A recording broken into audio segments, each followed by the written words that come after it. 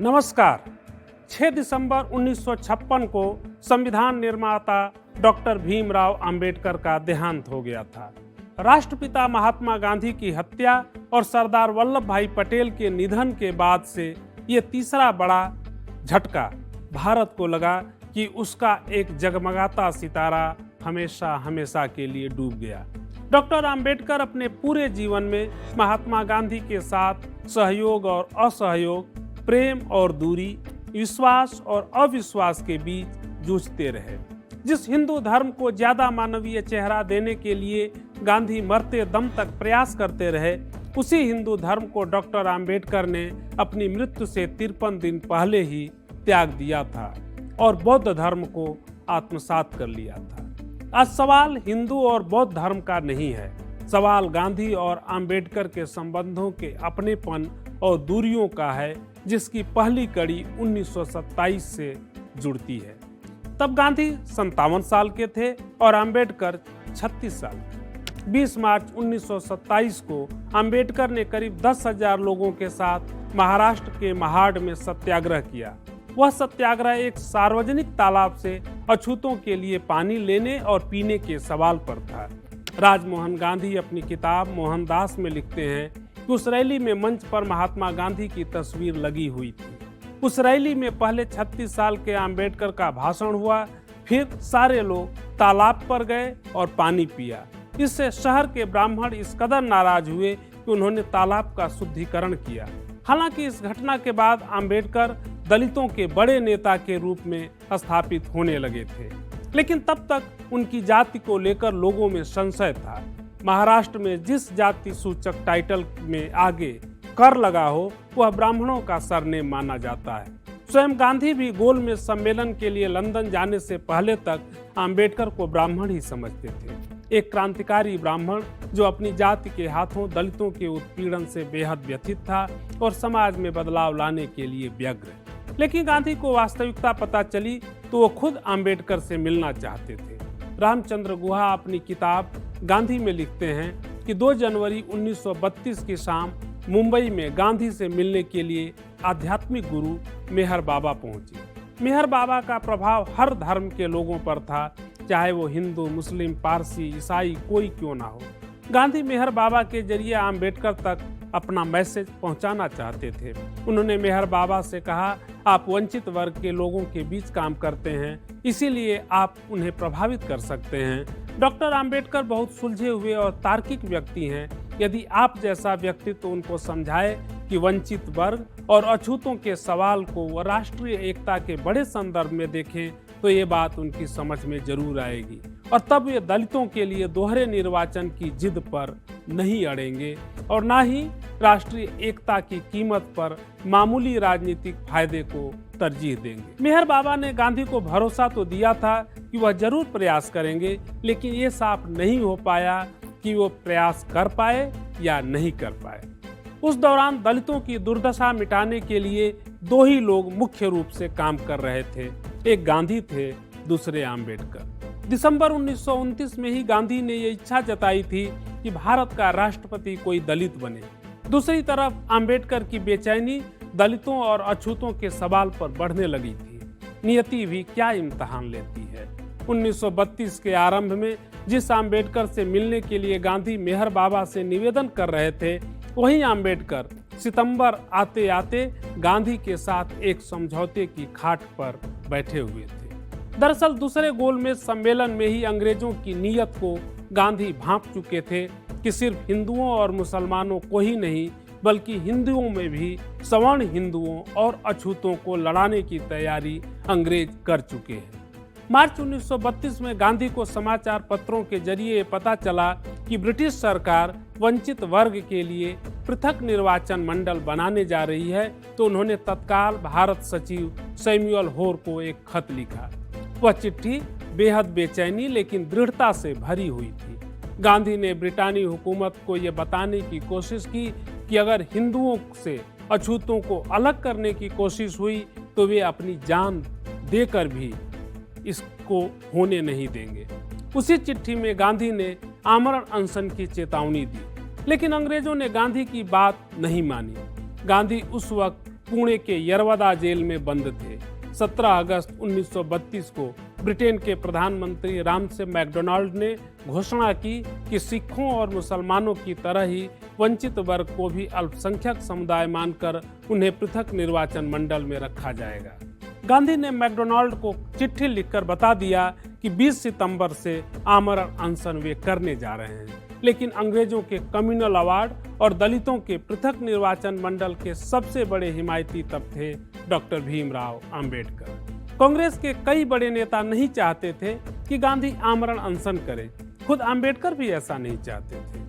कांग्रेस में हिंदुवादी विचारधारा के नेता और हिंदू महासभा से जुड़े हुए पंडित मदन मोहन मालवीय ने सवर्ण हिंदुओं और दलित नेताओं में सुलह समझौते के लिए बैठक बुलाने की कोशिश की, लेकिन उस बैठक की हवा अंबेडकर ने निकाल दी कि वे गांधी के सिवाय किसी से बात नहीं करेंगे, बल्कि गांधी से भी बात करने से पहले वे गांधी के प्रस्ताव को जानना चाहते थे कि महात्मा किस तरह से दलितों और अछूतों के लिए उनका हक दिलवाना चाहते हैं।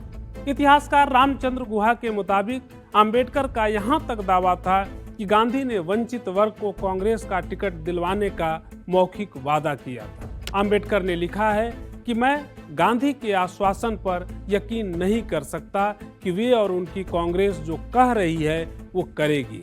मैं अपने लोगों की रक्षा जैसे गंभीर सवाल को किसी की सुविधा और गलतफहमी के हवाले नहीं छोड़ सकता। महात्मा कोई अजर अमर नहीं है। हिंदुस्तान में बहुत सारे महात्मा हुए जिनका एकमात्र ध्येय अस्पृश्यता हटाना और अछूतों की जिंदगी को बेहतर बनाना था, लेकिन हर कोई नाकाम रहा। महात्मा आए, महात्मा गए, लेकिन अछूत ही बने रहे। अंबेडकर के बयान में ये तलखी उनकी पीड़ा से उपजी थी। गांधी और अंबेडकर दोनों एक साथ दलित सवाल, अछूतोद्धार और अस्पृश्यता उन्मूलन की लड़ाई लड़ रहे थे, लेकिन दोनों के रास्ते अलग थे। इसकी बड़ी वजह यह थी कि अंबेडकर की लड़ाई एक अछूत के रूप में उनके भोगे हुए संत्रास और दर्द से निकली थी। गांधी की लड़ाई उनकी मानवीय संवेदना और सामाजिक चेतना से निकली थी। 20 सितंबर 1932 को गांधी यरवदा जेल में ही आमरण अनशन पर चले गए। इस बीच अछूतों के लिए मंदिर के दरवाजे खोले जाने लगे। MC राजा जैसे दलित नेता इन प्रयासों को बदलाव की एक बेहतर बयार के रूप में देख रहे थे, लेकिन अंबेडकर ऐसा नहीं मानते थे। उन्होंने यहाँ तक कहा कि उन्हें MC राजा और दूसरे दलित नेताओं से कुछ भी लेना देना नहीं है। एक बार गांधी और अंबेडकर के बीच बातचीत में अंबेडकर ने कहा था कि वे अपने समाज के लिए राजनीतिक सत्ता चाहते हैं, क्योंकि उनके अस्तित्व और जीवन के लिए यह अत्यंत आवश्यक है। इस पर गांधी का जवाब था कि अंबेडकर, आप जन्म से अछूत हैं, जबकि मैंने अछूत की जिंदगी को आत्मसात किया है और नया नया अछूत बना मैं यानी गांधी अछूतों के लिए आपसे यानी अंबेडकर से ज्यादा बेहतर सोचते हैं, बेहतर करते हैं। लेकिन इन बातों का अंबेडकर पर कोई असर नहीं था। गांधी भी जिद्दी थे, अंबेडकर भी जिद्दी थे, लेकिन इससे आगे दोनों की समाज दृष्टि बेहद सुलझी हुई और स्पष्ट थी। गांधी की तबीयत बिगड़ती जा रही थी, जिससे अंबेडकर पर दबाव भी बढ़ रहा था कि वे पृथक निर्वाचन मंडल की जिद से पीछे हट जाएं। आखिरकार 23 सितंबर को पूना में ही हिंदुओं और दलितों के बीच बैठक हुई। दलितों की तरफ से खुद अंबेडकर वहां मौजूद थे। अब सारी सौदेबाजी इस बात पर हो रही थी कि वंचित वर्ग के लिए पृथक निर्वाचन मंडल होगा या संयुक्त। पृथक निर्वाचन मंडल के तहत प्रांतीय विधानसभाओं में वंचित वर्ग के लिए अंग्रेजों ने 71 सीटें आरक्षित की थी, लेकिन बात जब संयुक्त निर्वाचन मंडल की आई तो अंबेडकर ने 197 सीटों की मांग रख दी थी। काफी जटिल और मुश्किल सौदेबाजी के बाद 148 सीटों पर दोनों पक्ष तैयार हुए, यानी ये सीटें भी अंग्रेजों की दी हुई 71 सीटों के दोगुने से भी ज्यादा थी। लेकिन बात इतने पर भी बनती नहीं दिख रही थी। अंबेडकर को अब भी यकीन नहीं था। 23 सितंबर की रात को यरवदा जेल में खुले आसमान के नीचे जिस आम के पेड़ तले महात्मा गांधी की कैदी खाट लगी थी, वहां अंबेडकर गांधी के सामने बैठे। अंबेडकर जनमत संग्रह चाहते थे। गांधी को ऐतराज नहीं था, लेकिन हिंदुओं के ही दो वर्गों के बीच इस प्रकार के अविश्वास और असहयोग से गांधी बेहद व्यथित थे। एक तो 3 दिन से ज्यादा समय से चल रहा बिना अन्न जल का शरीर, 63 साल की उम्र और राजनीतिक तनाव ने गांधी को बेहद अस्वस्थ बना दिया था। गांधी की तबीयत इतनी बिगड़ गई थी कि आम्बेडकर से उनकी बातचीत पूरी नहीं हो सकी। आखिरकार 24 सितंबर की शाम 5 बजे ऐतिहासिक पूना पैक्ट हुआ। भले ही बाद में भी आम्बेडकर गांधी के प्रति कटुता से भरे रहे हों, लेकिन तब उन्होंने गांधी और पूना पैक्ट को लेकर कहा था कि यह कहना अतिशयोक्ति नहीं होगी कि कुछ दिनों पहले तक जो व्यक्ति सबसे ज्यादा दुविधा में था वह मैं था। मेरे सामने एक विकट परिस्थिति थी जिसमें दो कठिन विकल्पों में से मुझे एक का चुनाव करना था। एक तरफ हिंदुस्तान के सबसे महान व्यक्ति की जान बचानी थी, तो दूसरी तरफ मुझे अपने समाज के लोगों के हितों की हिफाजत भी करनी थी। मुझे इस बात की खुशी है कि एक दूसरे के सहयोग से हम उस समाधान तक पहुंचे जिसमें महात्मा की जान बचाई जा सके और दूसरी तरफ भविष्य के लिए वंचित वर्ग के हितों की रक्षा भी हो सके। मैं मानता हूं कि इन सभी बातचीत और सुलह समझौते का एक बड़ा श्रेय स्वयं महात्मा गांधी को जाता है।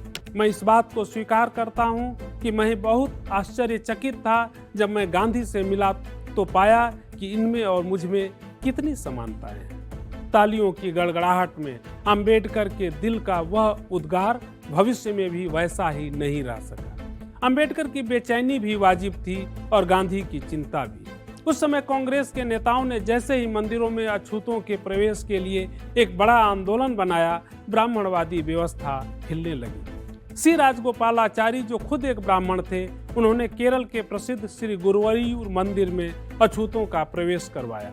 तब गांधी से शंकराचार्य तक नाराज हो गए। वास्तव में मध्यकाल के भक्ति आंदोलन के नेताओं, शूद्रों और पिछड़ों के भक्त कवियों, साधकों और सूफी संतों ने सामाजिक सुधार में जितना काम नहीं किया, उससे ज्यादा तेजी से वही काम राजनीतिज्ञ होकर भी महात्मा गांधी कर रहे थे, जिनका परिधान फकीरों जैसा था। गांधी दलितों को ज्यादा से ज्यादा सवर्ण और पिछड़े हिंदुओं के साथ जोड़ना चाहते थे, लेकिन सच्चाई ये थी कि गांधी की पवित्र भावनाओं से कदमताल के लिए सवर्ण समाज तो छोड़िए, कांग्रेस के भी कई बड़े नेता तैयार नहीं दिखते थे। कईयों ने सिर्फ गांधी के सामने चेहरा चमकाने के लिए महानता का आवरण ओढ़ रखा था।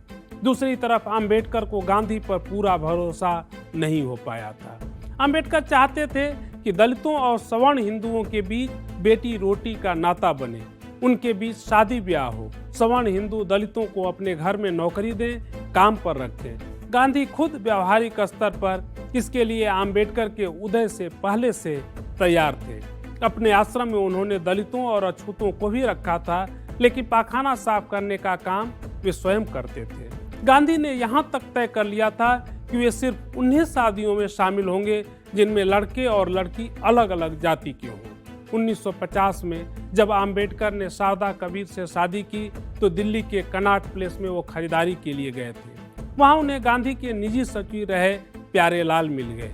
अंबेडकर ने अफसोस और दुख के साथ प्यारेलाल से कहा कि आज गांधी जिंदा होते तो मेरी शादी में जरूर आते। लेकिन पूना पैक्ट के 90 साल से ऊपर हो गए, गांधी आज भी सबके निशाने पर हैं। सवर्ण हिंदुओं के भी, दलितों के भी।